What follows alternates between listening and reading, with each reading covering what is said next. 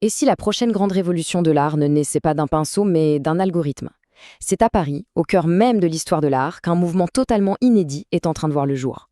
Un mouvement qui fusionne la créativité humaine et la puissance brute de l'intelligence artificielle.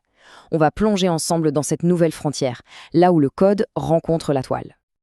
Alors regardez ça, le Grand Palais. C'est bien plus qu'un bâtiment, c'est un véritable sanctuaire. Et à l'intérieur, il y a le salon comparaison, la scène mythique où les avant-gardes viennent se révéler.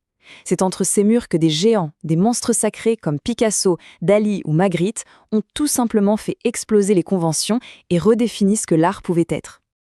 Eh bien, figurez-vous que cette tradition de la rupture, elle est loin d'être terminée. Bien au contraire. Dans ce lieu si chargé d'histoire, un tout nouveau chapitre est sur le point de s'ouvrir. Et ce chapitre pourrait bien changer notre définition même du mot création. Commençons donc par planter le décor de cette révolution. Le salon comparaison, ce n'est pas juste une expo parmi d'autres. Non, c'est un carrefour, un point de rencontre des idées artistiques les plus folles. Et c'est précisément là que l'histoire du collectif Extropart va prendre racine. L'héritage est colossal. Picasso, Dali, Magritte, Man Ray, ils sont tous passés par là. Le salon a toujours été cet endroit un peu magique où les idées nouvelles, même les plus radicales, avaient le droit de citer. C'est justement dans ce creuset d'innovation que la rencontre entre l'art et l'IA va prendre une dimension historique. Bon, on a lieu. Maintenant, il nous faut l'autre protagoniste de notre histoire, l'intelligence artificielle elle-même. La question c'est, comment est-on passé d'une simple machine à calculer à un partenaire de création capable de générer des œuvres d'art? Ce qui est fou quand on regarde cette chronologie, c'est l'accélération. Pendant presque 40 ans, l'IA, avec Aaron, suivait sagement des règles. Puis, en 2016, tout change. Deep Dream de Google se met à rêver, à créer des images complètement psychédéliques. Mais le vrai tournant, c'est l'arrivée des GAN, qui ont permis à l'IA de ne plus seulement interpréter, mais de générer du neuf, de l'inédit. Alors les GANs, c'est quoi ce truc? Pour faire simple, imaginez un duel, un combat entre deux intelligences artificielles. D'un côté, il y a un faussaire qui crée des images et qui essaye de tromper l'autre. Et de l'autre, il y a un expert dont le seul but est de déceler la supercherie. À force de s'affronter des millions et des millions de fois, eh bien le faussaire devient si bon qu'il peut créer des images plus vraies que nature. C'est ce principe de compétition qui a fait passer l'art IA de l'abstrait au figuratif. Et voilà à quoi ressemblait l'art IA juste avant les GAN. C'est fascinant, hein, presque hallucinatoire, mais on sent bien que la machine ne fait que chercher des motifs dans ce qui existe déjà. Elle ne crée pas un visage ou un paysage à partir de rien. Il lui manquait encore cette étincelle, la capacité de générer des concepts vraiment nouveaux. Mais voilà, la meilleure technologie du monde ne sert à rien s'il n'y a pas un artiste, un visionnaire pour s'en emparer. Et c'est là qu'un personnage clé entre en scène, un pionnier qui a tout de suite vu le potentiel incroyable de ces nouveaux outils. Et cet artiste, c'est Alagrapofi. Ce qui le rend si particulier, c'est qu'il a toujours eu un pied dans les deux mondes, la science et l'art.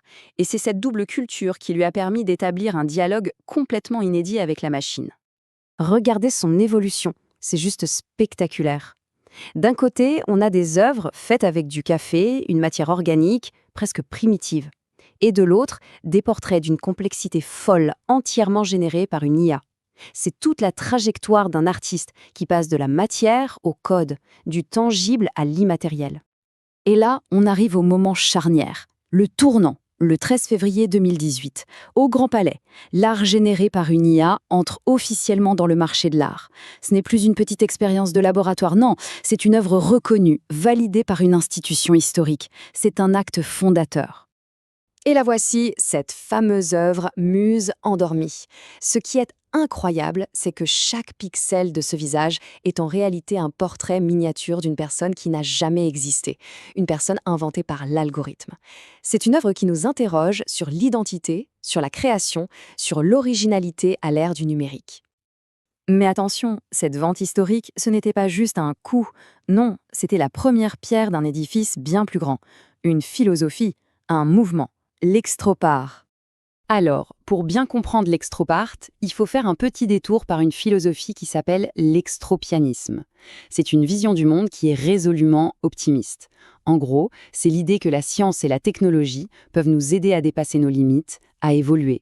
C'est une philosophie de la croissance, de l'amélioration continue de l'humain.